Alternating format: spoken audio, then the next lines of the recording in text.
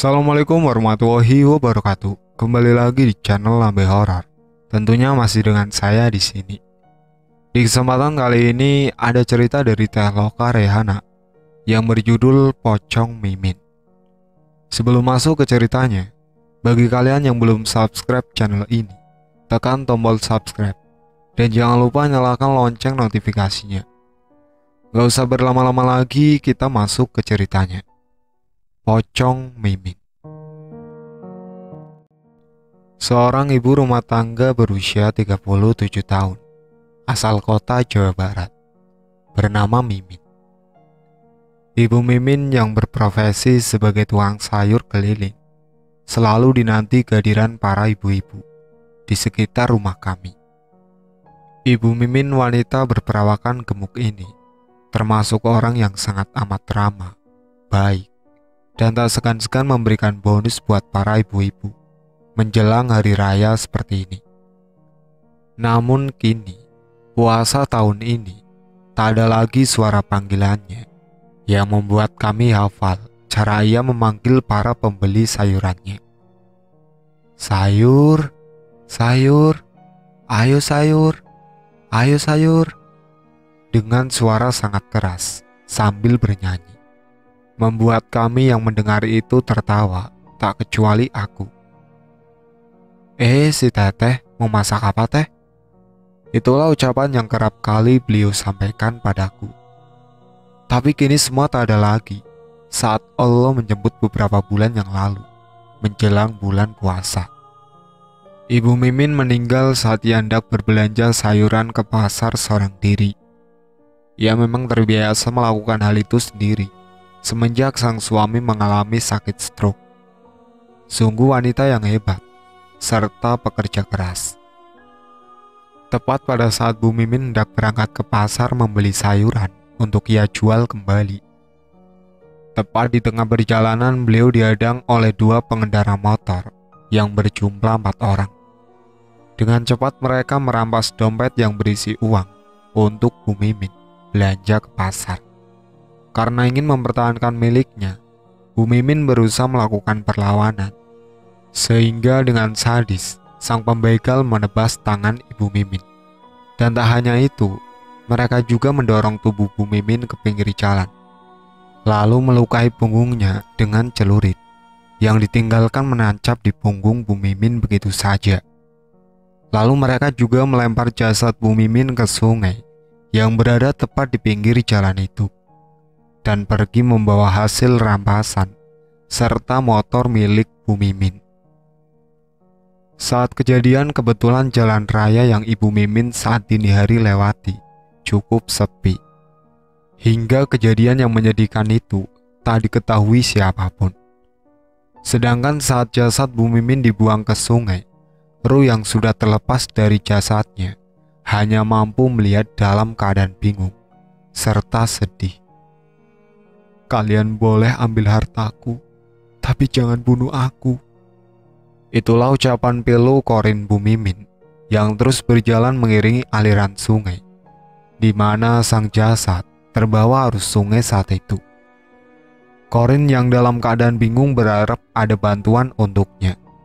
Saat jasadnya tersangkut di sebuah batang pohon, sang korin melihat itu hanya menangis pilu.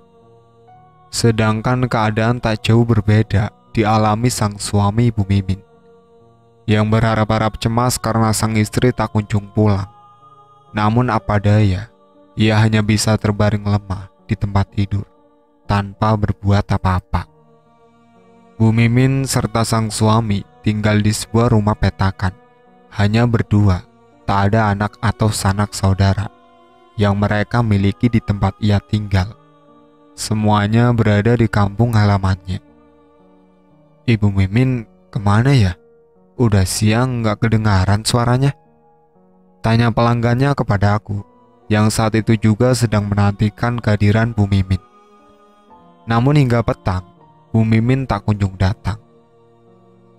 Ibu gak masak ya kak? Bu Mimin gak jualan, tahu tuh kemana? Ucapku ke anak pertamaku.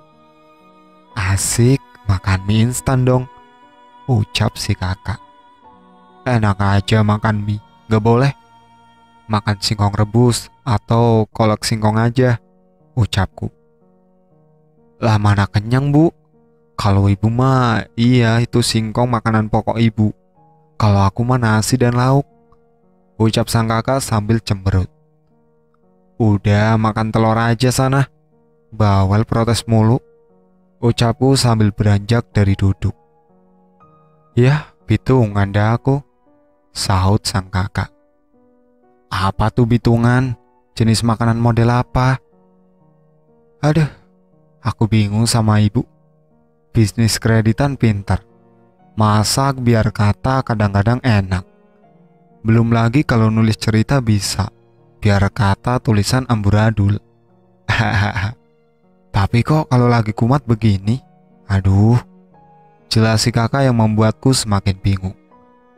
Kan tadi bahas hitungan itu apa? Kenapa jadi bawa kreditan? Masak, nulis, gak nyambung, ucapku sambil meledek si kakak. Lah ibu masa hitungan aja gak tahu? Hitungan itu bahasa gaulnya bisulan, jelas si kakak sambil tertawa. Sejak kapan bisul jadi hitungan? Emang aneh bocah sekarang, ucapku. Emang aneh mama sekarang, ucap si kakak meninggalkanku yang masih dalam keadaan bingung. Singkat cerita, kini hari keempat di mana Bu Mimin yang masih kami harapkan kehadiran tak kunjung hadir, membuat kami bertanya-tanya apakah Bu Mimin sakit atau pulang kampung. Sebuah kejadian di mana saat itu aku baru saja pulang pukul 9 malam. Saat hendak menutup pagar rumah, aku dikejutkan kehadiran sosok yang begitu aku kenal. Assalamualaikum teh. Suara Paro membuatku sangat terkejut. Waalaikumsalam, Bu Mimin. Masya Allah, ayo masuk ke dalam, ucapku sambil menatap wajah pucatnya yang pucat pasi, serta sekujur tubuh terasa begitu dingin. Aku tersentak saat tanganku berpegangan dengan tangan Bu Mimin. Lalu ia berkata, "Teh, bantu aku. Cuma teteh doang yang bisa lihat aku. Sudah beberapa malam aku berkeliling kampung, tak ada satu orang pun yang bisa menjawab salam serta melihatku teh," ucap Bu Mimin dengan tatapan pilu. Innalillahi wa inna ilaihi rojiun. Jadi Bu Mimin yang di hadapanku saat ini Korin, ucapku seketika. Semua keadaan berubah saat Bu Mimin meletakkan kedua tangan dingin di kedua tanganku sambil menggenggam erat. Aku kini berada di sebuah jalan dan di sana aku melihat apa yang terjadi dengan Bu Mimin. Dengan tetesan air mata dan terus beristighfar, aku berusaha untuk menghentikan semua perbuatan yang dilakukan 4 pemuda itu terhadap Bu Mimin saat itu. Tapi semua hanya sia-sia. Lalu Bu Mimin melambaikan tangannya seraya memanggilku untuk mendekatinya. Aku pun mendekati sosok Korin itu sambil terus berjalan mengiringi aliran sungai di mana jasad Bu Mimin terapung. Aku berulang kali mencoba mengangkat jasad itu, tapi semua tak bisa aku sentuh. Teteh, di sini jasad saya. Lihat itu, udah mulai bengkak. Tolong jasad saya, teh. Sempurnakan jasad saya. Saya ingin pulang dengan tenang. Dan tolong sampaikan kepada suami saya agar ikhlas ridho melepaskan saya dan pulang saja ke kampung halaman. Biar di sana ada yang mengurus, ucap Korin Bu Mimin sambil menatapku pilu dengan berharap jasadnya segera dievakuasi dan dimakamkan di kampung halamannya. Insya Allah, saya akan membantu Bu Mimin. Tenanglah di alam sana ya Bu Mimin, dirimu orang baik, ucapku sambil meneteskan air mata dan berjanji akan membantunya. Seketika semua berubah, sayup-sayup suara panggilan dari suamiku yang terdengar pertama kali saat aku bangun dari keadaanku. Berpetualang apa lagi kali ini? Ucap suamiku memberi air teh hangat untukku. Aku hanya tersenyum. Izin bantuin ya, ucapku ke suami. Bismillahirrahmanirrahim. Selagi itu baik, silakan. Dan ingat, jaga kondisi. Alhamdulillah, ucapku. Setelah kondisiku mulai membaik, aku pun menceritakan kejadian yang kualami kepada suami, serta sepupuku yang seorang polisi, yaitu Satria.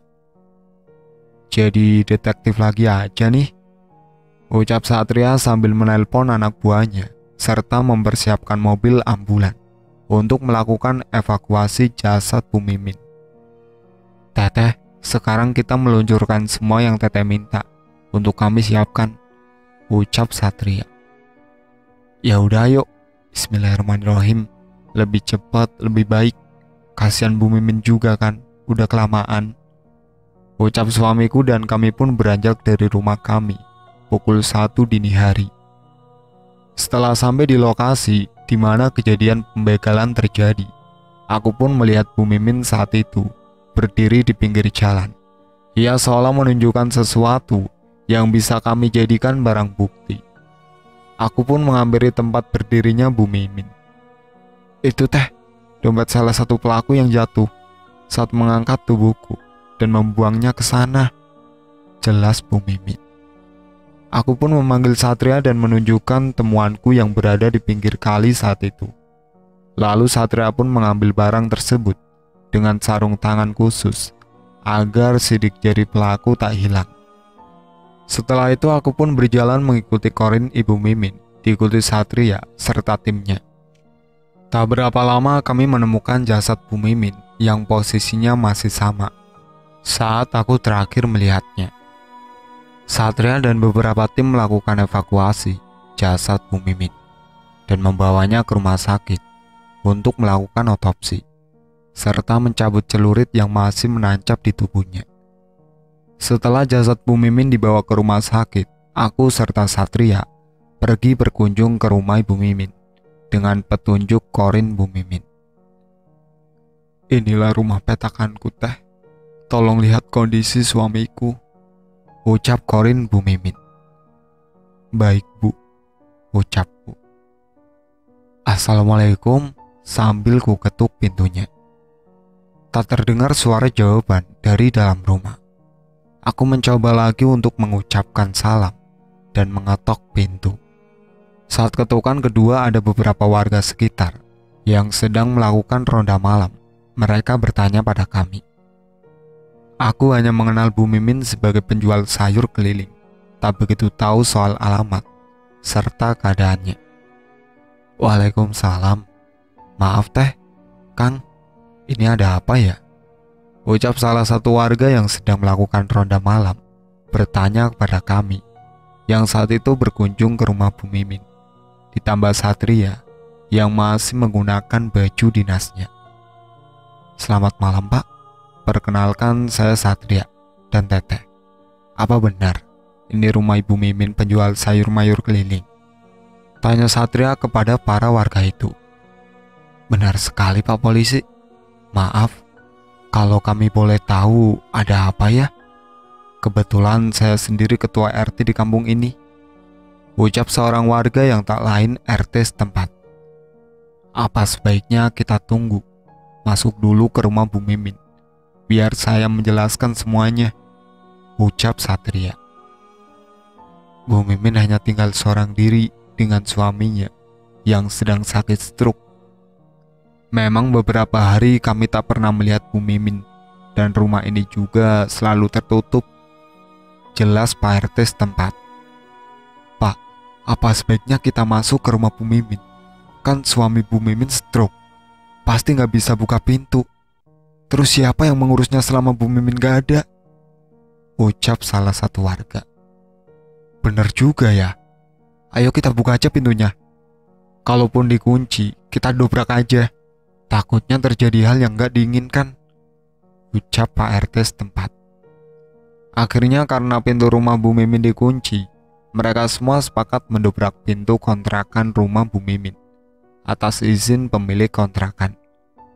Saat pintu terbuka, kami semua dikejutkan jasad suami Bu Mimin yang terbaring di atas tempat tidur dalam kondisi yang mengenaskan, serta tubuhnya kering kerontang. Setelah Satria mengecek semua kondisi jasad suami Bu Mimin, ternyata jasad belum lama meninggal.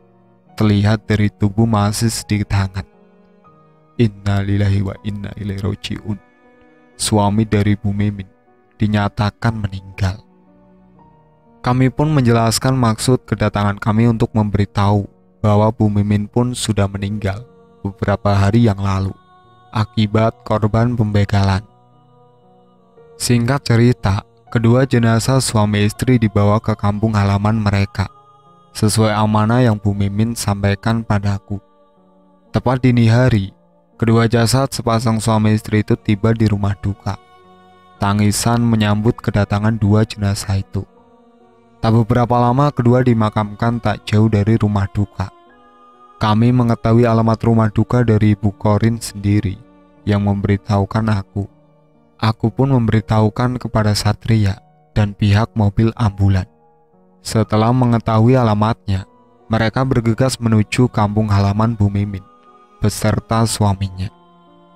Tak terasa 2 hari setelah pemakaman Bu Mimin, aku mendengar hal-hal yang membuatku kurang yakin serta tak percaya. Berita itu mengatakan Bu Mimin sering hadir di malam hari menggunakan gerobak sayur keliling dari kampung ke kampung, layaknya ia berjualan semasa hidupnya.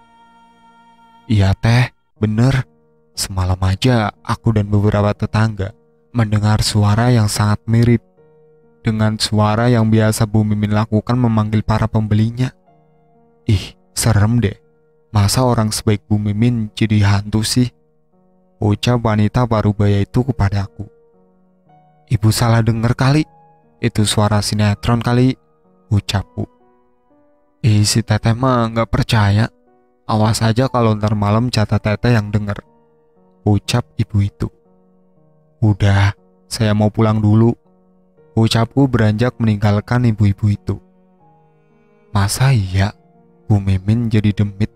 Kan udah dimakamin. Ada apa ya? Ucapku yang memang saat itu baru pulang bekerja. Dengan perasaan penasaran, aku melanjutkan mengendarai motorku menuju ke rumah. Tadi sempat berhenti di warung kelontong untuk membeli beberapa keperluan rumah yang sudah habis dan bertemu ibu-ibu yang membicarakan soal Bu Mimin. Tepat saat aku hendak masuk ke rumahku, aku dikejutkan sosok pocong dengan mata memutih bersandar di tiang rumahku. Innalillahi. Sugus, kalau datang ke rumah orang ucapin salam kek. Udah jelek gak ada akhlak lu ya, ucapku kesal sendiri. Teteh, ini ibu. Bocah pocong itu masih bersandar di tiang rumahku. Hei, emak gue mah cakep kayak gue, gak kayak lo buluk. Udah sono, lo pergi. Kalau enggak gue bakar nih, biar tambah jelek, ucapku makin kesal sambil melepaskan kunci motorku. Teteh, ini Bu Mimin. Tolong bantu sekali lagi. Tolong Bu, ucapnya. Demit, jangan sembarangan ngaku-ngaku lo. Bu Mimin orang baik, gak mungkin jadi demit kayak lo, ucapku semakin kesal. Teh, tolong teteh ke rumah kontrakanku, lalu ambil kotak yang berada di dalam lemari. Kotak itu berisi uang tabunganku dan berikan kepada sanak saudaraku yang bernama Ujang. Aku memiliki hutang kepadanya yang saat itu aku pinjam sebagai modal usahaku teh. Aku belum bisa tenang karena aku memiliki hutang. Tolong bantu aku teh, ucap suku itu menghilang. Ya elah, kagak kelar-kelar urusannya, ucapku seraya menelpon Satria. Assalamualaikum adik bro, apa kabar malam ini? Tanyaku ke Satria via telepon. Waalaikumsalam, ada apa lagi Ratu Singkong? Malam-malam bukannya istirahat, tidur sono, perintah Satria kepadaku. Hehehe, tolongin aku adik bro, temani teteh ke rumah Bu Mimin ya, ucapku memohon. Ya udah, teteh sekarang siap-siap. 2 kurcacimu biar di rumah Satria aja, ada mama yang jaga, ucap Satria. Alhamdulillah, makasih adik bro. Aku pun masuk ke rumah untuk membersihkan diri, tak lupa sholat isya yang belum sempat aku kerjakan. Pukul 10 malam Satria dan aku meminta izin mertua untuk melakukan hal ini. Mereka paham akan diriku dan mengizinkan. Tak lupa aku juga menelpon suami yang saat itu sedang dinas keluar kota. Tak berapa lama aku pun sampai di kontrakan Bu Mimin. Sebelumnya aku mendatangi rumah Pak RT setempat untuk menjelaskan maksud tujuan kami. Pak RT ternyata memang mengharapkan kedatangan kami beberapa hari setelah pemakaman Bu Mimin, karena banyak sekali keluhan warganya tentang hantu yang menjelma menjadi Bu Mimin dan berkeliling kampung menjajakan dagangannya setiap habis pada Isya. Hal itu membuat warga resah. Setelah mendengar penjelasan dari Pak RT, aku semakin yakin, oh ternyata ini akar masalahnya.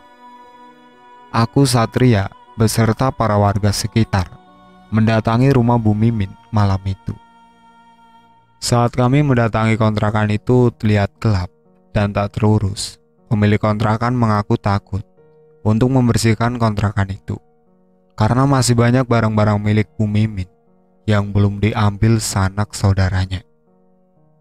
Assalamualaikum, ucapku saat masuk ke rumah itu sambil menyalakan saklar lampu. Alangkah terkejutnya kami melihat sepasang suami istri yang mirip dengan Bu Mimin dan suaminya tersenyum pada kami semua sambil berkata, "Terima kasih telah membantu kami." Sosok itu menghilang bersama dengan semerbak wangi melati dan kapur barus. Aku pun membuka dan menemukan kotak yang dimaksud, lalu meminta bantuan para warga untuk membereskan semua barang-barang Bu Mimin yang tak terlalu banyak. Yang rencananya malam ini juga, aku dan Satria akan mengantarkan ke kampung halaman Bu Mimin dan melaksanakan amanah beliau. Singkat cerita, aku dan Satria tiba di rumah kampung halaman Bu Mimin pagi hari. Kami disambut ramah oleh pihak keluarga Bu Mimin dan juga seseorang yang bernama Ujang. Ya Allah, Bibi Mimin, Ujang teh ikhlas ngasih modal buat Bibi. Kalau emang itu Bibi anggap utang, Ujang ambil duit ini ya Bi. Sekarang Bibi tenang di sana ya, ucap Ujang sambil menangis. Aku pun melihat Ibu Mimin dan sang suami tersenyum kepada aku dan Satria saat kami hendak meninggalkan kampung halaman beliau. Sekian cerita ini, ambil hikmah dari cerita ini, bahwasannya utang akan terus dianggap hisab sampai meninggal. Maka buat siapapun yang berutang, bergegas melunasinya, atau siapapun sanak saudara kita yang meninggal, beritahu para pelayat apakah sohibul mayit memiliki sangkutan, agar sang mayit bisa tenang di alam barzahnya. Itulah akhir cerita dari Pocong Mimin. Sekian dari saya. Wassalamualaikum warahmatullahi wabarakatuh.